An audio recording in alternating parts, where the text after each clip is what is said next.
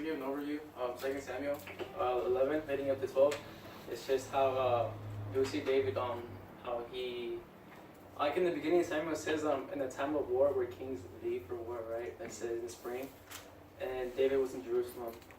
So that right away tells me, okay, like something is very like wrong here because he's not where he's supposed to be.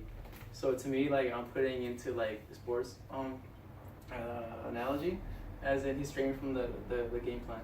So which that is going to lead to a mental struggle when you're out of the game plan, right? When you're, I don't know, whatever sport it is, playing football, for example. I don't know, football, if you don't have the game plan, like you're a little off.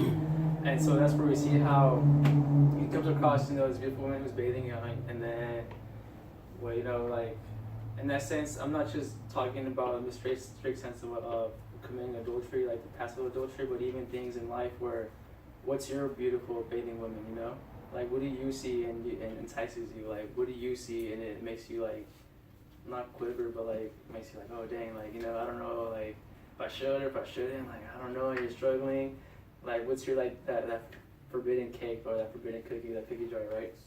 And then, that's where we see, like, Samuel 2:11 is where he says, he calls her for her, they do the deed, and then he already sets up for her husband to die, takes her as his wife. And then now we're here on, verses 1 through 13 is just, we see how David, God sent Nathan to rebuke David on what he did. And it's just saying how, and he used an amazing analogy, how there's like a rich man and a poor man, and a traveler came by, and then he asked the rich man, the rich man had like all kinds of like a flock and herd, and the poor man had like one who he raised and loved and cherished to his like family. And then we see how the rich man took that one from that one poor dude and used it to serve for the traveler. And I mean, you guys can see how it's messed up, right? I don't gotta explain that, right? It's as itself, okay, cool. And then how it leads to like a total demolition, like you implode, explode, implode, like you collapse inward because it's from the inside. And then that's where that's the action. And then we go into the fall, which is 2 Samuel 13 to 15, as you guys are there. And it says, so David said to Nathan, I have sinned against the Lord. And Nathan said to David, the Lord has also put away your sin. You shall not die. Nevertheless, because by this deed you have utterly scorned the Lord, the child who was born to you shall die. 15. Then Nathan went to his house, and the Lord afflicted the child that Uriah's wife bore to David, and he became sick. So we see that David recognizes his sin and realizes what he did, and he's broken. As that leads to Psalm 51, where it shows how broken and contrite David really was, and just mapping out how it affected him. And then it's just in life when we mess up, we make a mistake, and we know it. We know how we feel about it when we know we shouldn't be doing it, but we do it, and then it's like the repercussions, and you're like, dang, like I totally messed up. Like this is all my fault, and then I have 2 Samuel 12:10 to 11 because it shows that every action has a reaction. No matter what it is or what you do, what you don't do, you're not gonna get it, So then I'll just read to you guys real quick. 10:11 says, now therefore the sword shall never depart from your house, because you have despised me and have taken the wife of Uriah to be your wife. Thus says the Lord, behold, I will raise up against you, all the consequences out of your own, basically this is how the consequences of what's going to happen to David. So we know that his sin did not go unaccounted for, but he was held accountable to what he did, like we do with every action that we do. So right there, it just shows how we're going to suffer or we get rewarded through what we do. And that's just how it shows, the fall of when you're riding high and you make a mistake and you're chilling during the mistake. When you get out, there's consequences on how you feel. And then that leads to this attitude and perspective once you're out of that. And read verse 16. It says, David therefore sought God on behalf of the child. And David fasted and went in and lay all night on the ground. And the elders of his house stood beside him to raise him from the ground, but he would not, nor did he eat from food with them. So, even though he's broken and everything, I just like how okay, because once we get out of this whole situation tribulation, we have two sides to pick. We could either come back to God or keep straying away because of how guilty we feel. When we could say like, you know what, like I'm not worth it anymore. Like I messed up too many times. Like I'm nothing, and you just keep pitting yourself and have like a self pity party. Yeah. Right. Yep. And it sucks because like it takes a lot to not to own up to what you did and just accept it for what it is and humble yourself and say, you know what, like either way I got nothing.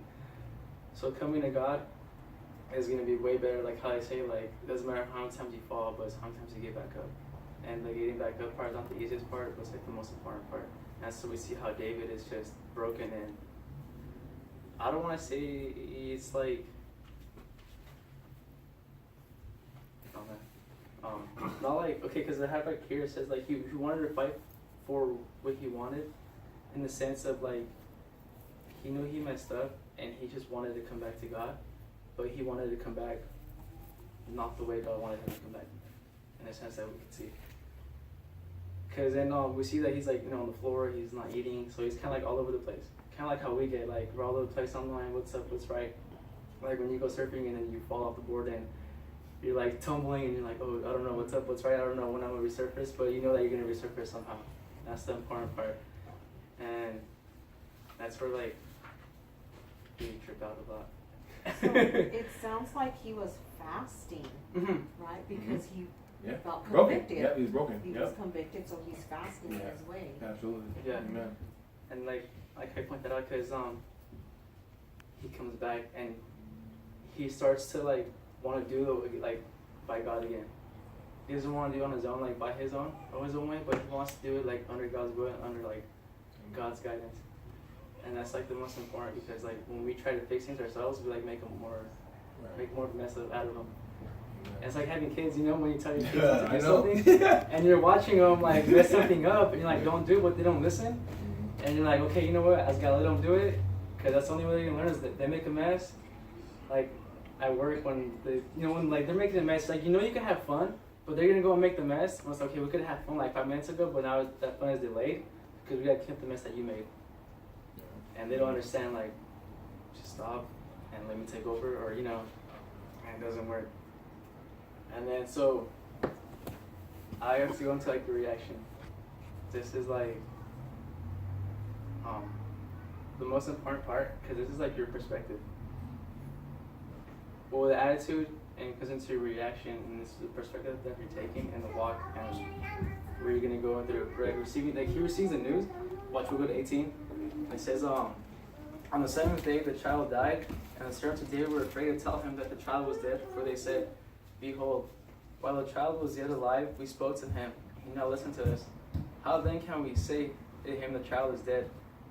He made himself some harm, but when David saw that his servants were whispering together, David understood that the child was dead, and David said to his servants, is the child dead?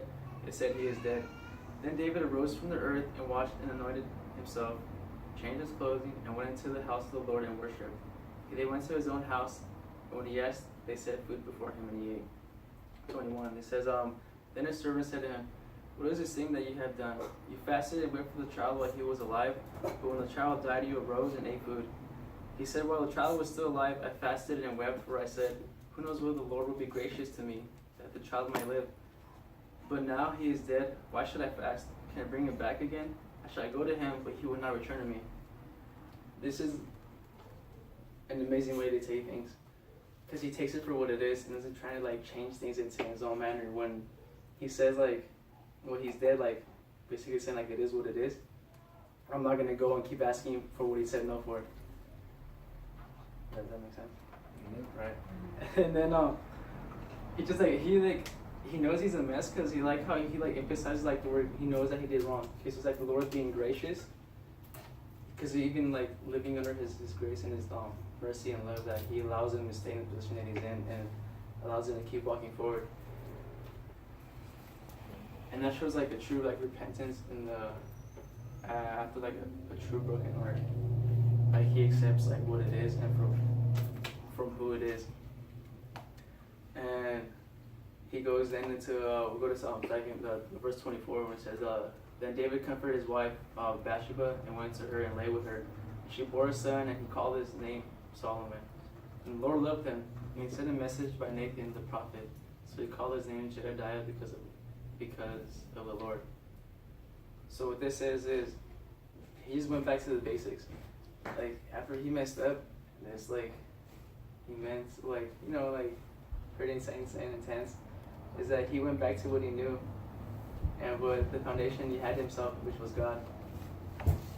And it's just like God's will, and like at the end of the day, God still has you in his hand. When you desire truly after the Lord, like, he's gonna have you there, and we all know that. And that's why, like, it's amazing how even through her, he had his amazing son Solomon, who became this an awesome, amazing king who had like infinite wisdom. And we see it's in 1 Chronicles 28 verses 5 to 7. You don't have to go there, but it's just it's God's grace, mercy, and love. How it says that he chose Solomon to be David's carrier, and it's amazing because it was like not right after, but like in the same like timeline of after what he did. And then, because after what we do, we think like, okay, we're not good enough to reap a blessing. And it's just amazing how you reap a blessing after when you think that you're done, or you think that God can't make anything of you, or God can't bless you with anything else. And it's just all like in that mindset that you have. And I guess like my main point of this whole, well, I'm not finished, but like, you know, like that's what like right now I'm like realizing it too, like, even after like writing it out and praying, it's just like the main reason is just like, I guess it's like the mindset that we have during situations that we go through in life. It's just like, it is what it is, and we can't control what happened or what's going to happen. We just focus on the now, and we know who we trust in. And then like doing this thing, like, remind me when I was playing football in high school. No, I was in JV. Yeah, I was JV. I didn't go to varsity, guys. I'm sorry. But yeah, I was a JV. Like week 1, I was the backup. Yeah, I was backup on JV, backup quarterback. 2 games in, 3 games in, they were showing like no signs of like putting me in as a starter, and I was getting really bitter. Because I was getting a little arrogant and thinking like I shouldn't even be a receiver. I should be like starting right now. And the starter got hurt. I came in 1 game, and then we won it. I'm saying, no, I was kidding. Oh, but well, we won though. We won, and that was like a good game. So I'm thinking I'm riding high. But then I got back on the bench. 2 games later, season started, the actual season, and then so they put me in. I took over as starter, and then. Second game of the actual season, we played against Camarillo, and Cam was like the big dogs in our league. So even like that day, I woke up and I was like, oh man, we're going against Cam. We're going against Cam. So the whole day, like in school, I'm in class, I'm like, oh, we're going against Cam. We're going against Cam. And then I'm in the locker room, like they're taping me up. I'm like, oh man, we're playing Cam. We're playing Cam. And then like we get on the field, and I'm like, oh man, and I'm sweating, like it's gonna happen. And so.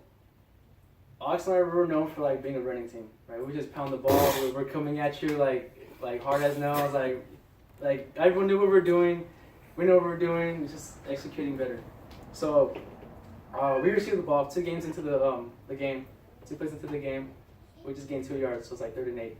And then we call a pass play, and I was like, oh man, pass play. So I get nervous. I'm like, okay, like we don't really do this in practice, so I'm like, oh, all right. So. Hike the ball, and then I don't see anyone because it happened so fast, and I was freaking out. So then I go to my comfort spot, my check down, my running back. They did a little out, so I run towards them. I threw the ball. Next thing you know, just like that, the guy's going the other way with the ball. He goes 40 yards, touchdown, right? And then I go to the bench, and I'm just thinking like, what is this game gonna be? Right? Like 3rd play into the game already. Like that's the worst thing that can happen. Like you guys know, like worst thing that can happen is first series of the game, first play, pass play, like it goes the other way, and then like the coach who always ride me, he was like, hey, you could either like put your head down and tank, or you could get out there and change the game. So I went out there, changed the game. No, I'm just kidding. I went. No, man. That game was not my best game. Like we lost 35-0. Wow. So you put it in the tank. With big letters.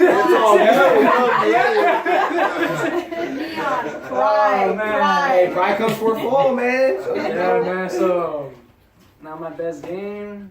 Threw like 2 interceptions, fumbled twice, fumbled 2 snaps. Wow. Never start again. By the fourth quarter, they took out all the starters, and they're like, "Hey, you're the one going back out there still." And I was like, "All right, you know." So what I took from that game is, after that play, that changed my. Well, I guess when the day started, I already lost that game, but. For the whole team. For the whole team, basically, because no, I mean you're right. You're right. Joking. No, you're right. No, because that's what I'm trying to get at is that after that play, I had a choice to make either way. I could step up, be the leader, lead this team, but I didn't. I couldn't rally myself, and no matter what anyone my sideline said, I couldn't just get out of that tank. And if you don't let one of those positive vibes people when you're fellowshipping, if you don't even allow that to enter your heart, and you can't rally yourself up, then they can't rally you up. If you can't rally yourself up at the end of the day, then all those words mean nothing. So I couldn't rally myself up, let alone my teammates, because I wasn't doing anything. And if I'm not doing anything, when teams aren't doing anything, then 35-0, really quick. And that's just... and that's the most insane part is sometimes we throw a pick six and our teammates, our coaches, our brothers, sisters, even the word try to bring us up and rally us up, but we don't allow it to because of how bad we feel for ourselves. And that's the most dangerous thing to do. Because, that is the most interesting thing to do is to allow yourself. I'm sorry, I have a question. In the last game, you said you were benched and you were being and you wanted to be out there. You thought you could do better. Do you think that if you did not have that attitude at that game, this 35-0, if you would have humbled yourself? I played the whole game. No, okay. But the prior, where you said you wanted to be out. Yeah, I wanted to be out there. Okay. Okay, if that game, if you think that if your attitude would have been different, you would have humbled yourself and said, I'll get my time sooner or later on God's timing, do you think this 35-0 could have been different? Because obviously that's because I think I'm trying to see your point, because that's what happened with David, right? He made a mistake where he He changed his mind, repented, changed his mind, and moved forward instead of going and doing it again and going back and wallowing in his mire, going back to his pit. He accepted the consequences of it and got his head back in the game. Yeah. So you think that 35-0 could have been different? Oh yeah, way different. But beginning of the season, if I were to focus my attention and working harder and not worrying about who's where and who's who, then yeah, I would have been way different. So it teaches us a lesson. Yeah, it teaches us a lesson stay humbled, and even as great King David who didn't want to go to war, stayed at home and ended up falling in something that if he was where he's supposed to be, it wouldn't have happened. Very true, right? It's true. He was at war. Yeah. Like he's supposed to be, as a king's supposed to go to war. Yeah. It would have been a different outcome. Exactly. And we all know he was good at war. Yes, he was. Yeah. Sure was. And then so that brings me to my other analogy was the last game of my season that we played against our rivals. First drive, 2 plays in, they call it pass play. Hold on, who is your rival? Pacifica. Yeah, well, so you gotta say it. You gotta say it. It might be around. Who we were Say the whole it was it wasn't my name or anything like that. No. Oh, I'm sorry, Rob. What was that? It wasn't my name or anything, Bill, you gonna take that? Oh, I quit the team because nobody on my team even cared about winning. I felt like I was the only one that did, so I said, heck with you guys. Wow. Yeah. No, so my last game Pacifica, 2 plays in, recall a pass. This guy was right open, 10-yard out. I threw at his feet. No, I had no rush, no pressure. I just threw at his feet, and then I was just like, dang, here we go again, But it was a whole different vibe, a whole different mindset. I was like, you know what, now, this is my last season of the game. I'm gonna go out strong, And then we ended up winning that game like 21-0. And it was like an amazing game. Best game of my life. So, I mean. Whatever, Jason. Best game of my life, man. That's like my one and only pass I made for a touchdown. I was like, oh, there it is. It had to come sooner or later, but yeah. And then, so yeah, my thing is just, it's always going to be like, they say that like the red right runner in front of your face, and you can either go left or right, knowing like the hardest one is going to be, okay, like going God's way, it's going to be like the hardest thing in the beginning, because you know you're hating that person that is your flesh. And what you want it isn't going to be. Excuse me, sorry. Thank you. You good? Yeah, man. You okay? Just want to make sure before I keep going. Am I getting carried away? No, that's what I'm asking you. He's being gracious. Yeah. Thank you. I got carried, man. Thank you. Just trying to love my brother. Amen. That's what I'm trying to do, man. Yeah. Amen. But, I mean, yeah, that brings me to that. And it's just, who are you going to trust at the end of the day? Like your own mindset or in God's? And there's always that voice in your head that's going to tell you, man, you're not even good enough. Like, why even keep trying? And, well, that's like that one thing that says, like, the greatest challenge, obstacle, or enemy you can have is the one in the mirror at the end of the day. And it's just how you carry yourself and what you follow and what you let guide you. And obviously, if it's the word, then you know you're going to keep going. And no matter how hard it is and how bad it's going to hurt, you know that the outcome is going to be amazing. Because how it says, like, nothing great happens with ease, or, you know, and, you know, when you glorify God, like, when you're in God's will, obviously, as we see with David, like, when you keep into God and you seek his what's that word, acceptance, when you care about what he thinks about you, you know, when you worry about what he wants. We just seek after his kingdom. Yeah, his righteousness. Exactly. But if you're seeking after that, then everything falls into place. Right. Seek to please him. Exactly, yeah. All he cares about pleasing him, Yep. and then he's going to take care of the rest. Mm-hmm. And we see that with David. I mean, like, it's amazing how he was blessed with this amazing son. So what I'm saying is that when you take this and flip it into your life, it's like, okay, like, am I where I'm supposed to be? Am I doing what I'm supposed to be? Oh, damn, picturing myself, okay. And then it's like, and like, I don't know, that's like amazing, like, I don't know, like, that amazes me how you could be doing something, and when you realize that you're convicted, like, people get down on that, but really, like, that's a reason to be joyful. Like, you should be happy you feel convicted. You know, like, that should be the blessing. Like, to me, that should be a blessing. Absolutely. That you know what was tripping you up, that you know that you shouldn't be, that you know you should be doing that, because there's a proverb that says, like, not even the wicked know what trips them. So when you're going and you feel like, okay, I don't know about this, like, and you start feeling bad, like, oh man, but like, honestly, like, that's glory, like, to God, because you know he's living in you, and that you're doing something right because it feels wrong, and that's what, like, the voice of God, like, saying, like, okay, like, let's get it straight. And that's amazing. But yeah. So I guess we need to worry about doing something wrong and then not feeling any conviction. Yeah. No, that's when you should be That's worried. That's that reprobate mind. Yeah. It's like when I say, like, oh, if your life is worry if your life is easy. Yep. That means I got nothing to worry about. Amen. Yeah, usually they say if Satan's not bothering you, you're probably walking with him. Yeah. Everybody's easy is different. Right. Everybody's easy is different, Very true. you know, because he's going to attack everybody differently. Yep. But he's not going to attack the person who's not doing anything for the kingdom of God. He's going to make sure that person's comfortable. And a lot of times, Christians' biggest problem is comfortability. You're complacent. Because if you're complacent, you're not going to do things for the kingdom of God because you're comfortable. And that's why God gave us a comforter. We're not supposed to be comfortable. You know, if we're comfortable, we would just get immune to his goodness, and which a lot of us do. Oh, he's so good. I'm gonna wake up. Don't we even say, "I'll see you tomorrow"? You don't know that, but we're so used to him waking us up every single day. We get so comfortable, and hey, let's see you later. See you tomorrow. See you next week. See you next month. And when we're not promised a single day, you know, and we just get so used to his goodness, and we need to not forget that every day is a blessing. You know, to seek after his face daily.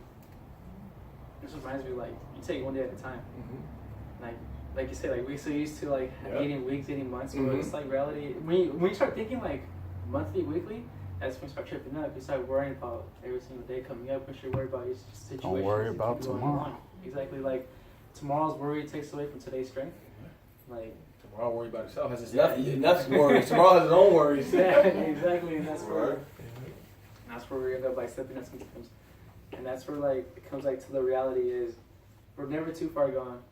Like you can never fall too hard, so fast, so far that you can't get back when you're lost. A song. It's a song. Yeah. That's how I put in quotation marks. Okay. Right? I ain't never fall too hard, so fast, so hard, and you get. Exactly. Like, and it says when we see broken, God sees healing beyond repair. Amen. I mean that's pretty amazing, you know, like he could. And like it reminds me of when you love someone, you're worried about hurting that person, you know, like small or big, whatever it is. So when we have this God who's unconditional and sent his son down the cross for us, how come sometimes we don't worry about hurting him when he loves us more than a significant other? That's deep. That's deep, dude.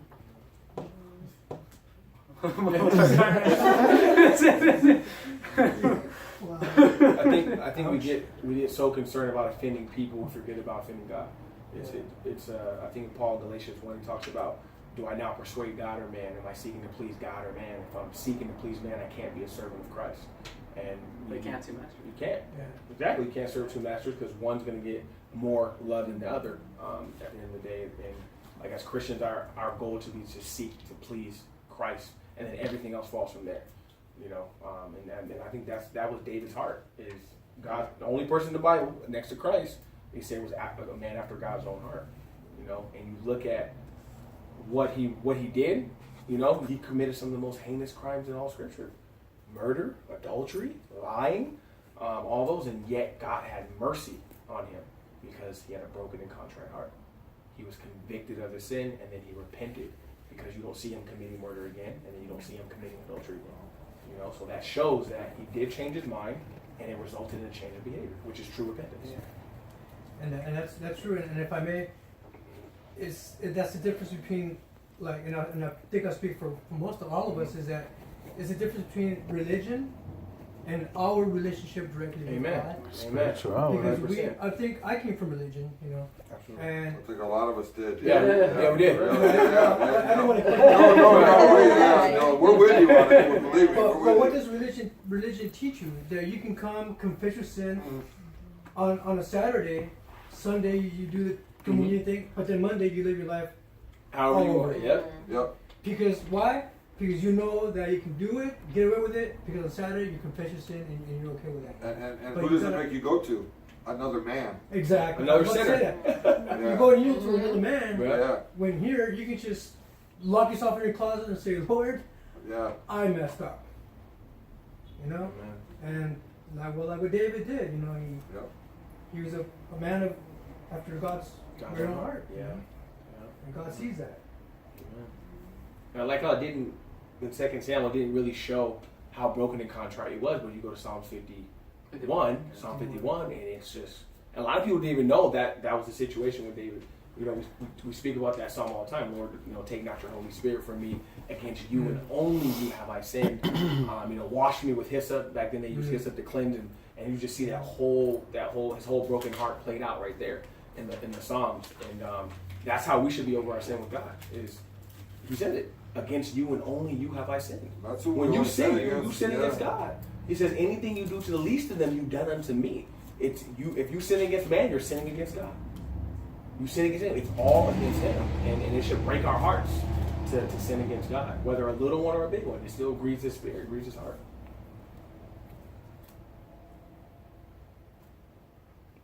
Matthew. You want us to go there? Yeah. Matthew 18? Yes, sir.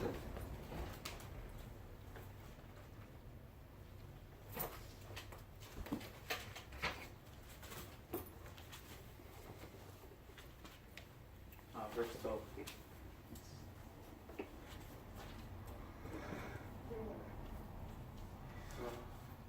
Oh.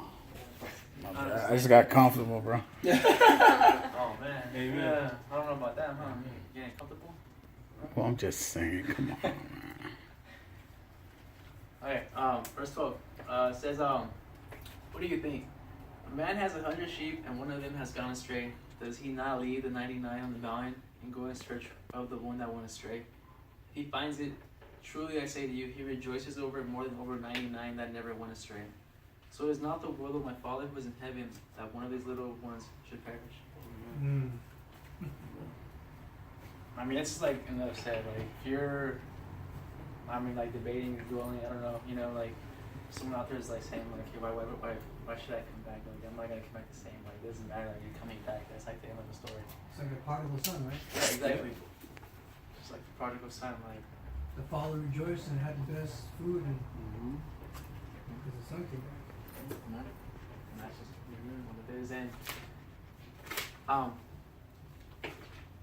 after having the mindset, the perspective, the attitude, and knowing what's wrong, what's right, what you've done, what you're gonna do, and what it really is, it's just like doing something about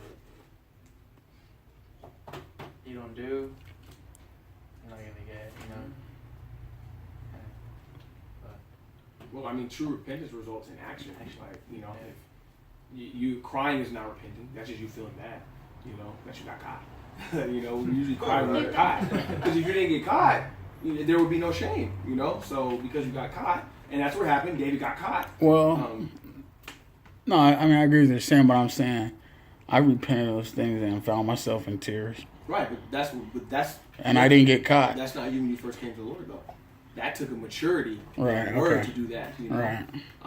But for the most part, when you're not in the Lord and you're a beginner in your walk, you hide your sin for the most part, and once you get caught, you're shameful. But it wasn't until you got caught that you were shameful, resulting in you crying because you got caught. But it doesn't always lead to action until true repentance sets in, you know. And that's what we see is that David wasn't just crying, but it actually resulted in him changing his mind, changing his behavior. Obviously by grace, you know, you can't do it on your own. But it's just a big picture of that.